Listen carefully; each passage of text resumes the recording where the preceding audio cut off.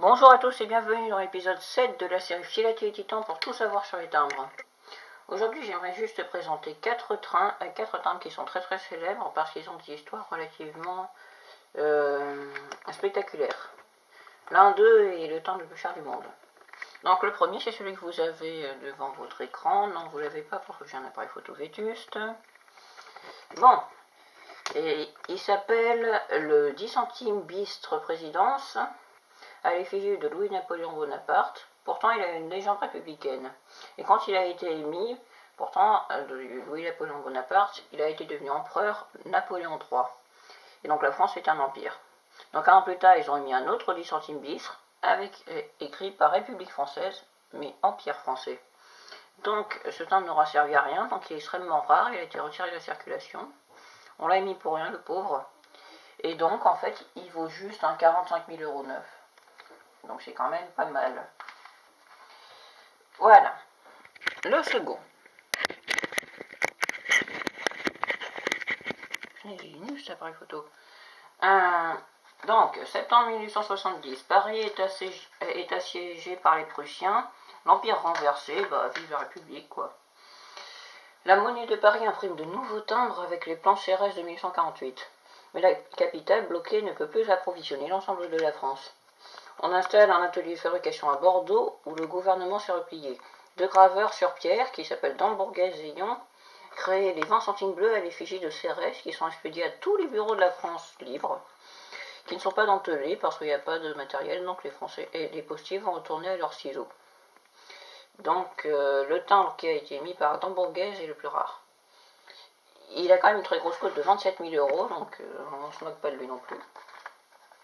Voilà. Après, parce que vous voyez rien en fait, ça ne servait à rien. Vous irez chercher sur internet. Hop. Donc, ce 1 centime noir sur bleu de Prusse ne serait qu'une variété de couleurs sur lesquelles 300 millions de frères. 1 centime noir sur azuré.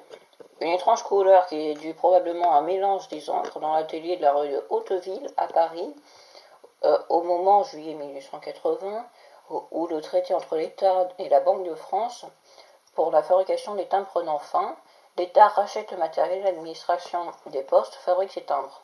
Ce vilain petit canard a son propre numéro dans les catalogues et une sacrée cote, 16 000 €, quand on sait qu'il fut vendu à 1 centime au guichet des bureaux de poste en août 1880. Voilà. Donc j'ai gardé le meilleur pour la fin. Et c'est le 10 centimes, le 1 centime Guyana. Donc, cette histoire, c'est le navire ravitailleur en timbre qui fait naufrage. Dans la colonie, le stock des Foursins est épuisé. Des imprimeurs fabriquent sur place une émission provisoire inspirée par le timbre de la série, qui est un voilier, une devise dans un rectangle et des légendes. La valeur, Foursins, faveur 4 centimes. Erreur sur un cliché, 1 cent, 1 centime. Quelques timbres sont imprimés avec la faute et c'est parti. Tous vont disparaître sauf un. Un écolier de la colonie à la recherche de timbres le découvre en 1873 avec ses coins coupés dans une malle du grenier. Et vendu, revendu, poursuivi par les collectionneurs riches, puissants, passionnés, le 1 cent devient même un cadeau de mariage. Quant à sa cote, cherchez-la, vous aurez le vertige. Voilà. Bon, j'espère que cette vidéo vous aura plu. Comment elle vous aura apporté peut-être des connaissances que vous ne connaissiez pas. Je m'excuse encore une fois pour cette caméra qui n'a servi absolument à rien. Voilà.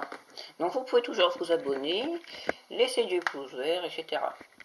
Donc on se retrouve dans un prochain épisode. C'était Philatélie Titan, épisode 7 pour tout savoir sur les timbres.